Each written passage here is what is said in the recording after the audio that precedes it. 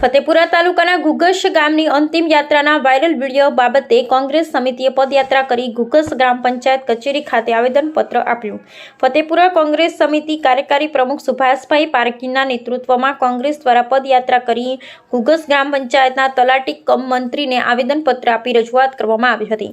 સુભાષભાઈ પારગીએ જણાવ્યું હતું કે છેલ્લા થોડાક દિવસથી સોશિયલ મીડિયામાં તેમજ વિવિધ સમાચાર માધ્યમોમાં ઘુઘસ ગ્રામ પંચાયતના હોળી ફળિયામાં મૃત્યુ પામેલ વ્યક્તિની અંતિમ યાત્રા સ્મશાન સુધી લઈ જવા માટે રોડ રસ્તા નાળાને અભાવે કાદવ કીચડ ઝાડી ઝાંખરા વચ્ચેથી પસાર થવા ગ્રામજનો મજબૂર બન્યા હતા। આ અંગે કોંગ્રેસ દ્વારા પદયાત્રા કરી આઝાદીના 79 વર્ષો વીતવા છતાં પણ વિકાસના કામોથી વંચિત ઘુઘસ ગ્રામ પંચાયતના ગ્રામજનોના સવાલો સાથે તલાટી કમ મંત્રી અને સરપંચને આવેદનપત્ર આપીને રજૂઆત કરવામાં આવી હતી। ઘુઘસ ગ્રામ પંચાયતમાં રોડ રસ્તા નાળાના વિકાસ કામો 1 મહિના બાદ વરસાદની સિઝન પૂર્ણ થતાં તાત્કાલિક પૂર્ણ કરવા રજૂઆત કરવામાં આવી હતી। તલાટી કમ મંત્રી તથા સરપંચ ઉપસ્થિત રહ્યા હતા અને ચોમાસા બાદ કામ પૂર્ણ કરવામાં આવશે તેવી ઘુઘસ ગ્રામ પંચાયતના સરપંચ અને તલાટી કમ મંત્રી દ્વારા બાહેધરી આપવામાં આવી હતી।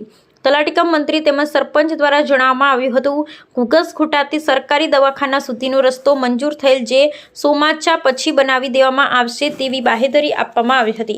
જય સંગાડાએ જણાવ્યું હતું કે આ કામગીરી પૂર્ણ કરવામાં નહીં આવે તો આવનારા સમયમાં ફતેપુરા તાલુકા કોંગ્રેસ સમિતિ દ્વારા ગ્રામજનો સાથે ઘુઘસ ગ્રામ પંચાયત કચેરી બહાર ધરણા પ્રદર્શન કરવામાં આવશે તેવી ચીમકી પણ ઉચ્ચારવામાં આવી હતી।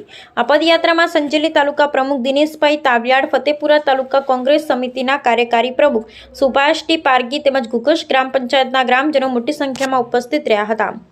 CZ24 ઇન્ડિયા ન્યૂઝ ચેતનાબેન ગણાવા અને અમે સત્યની સાથે।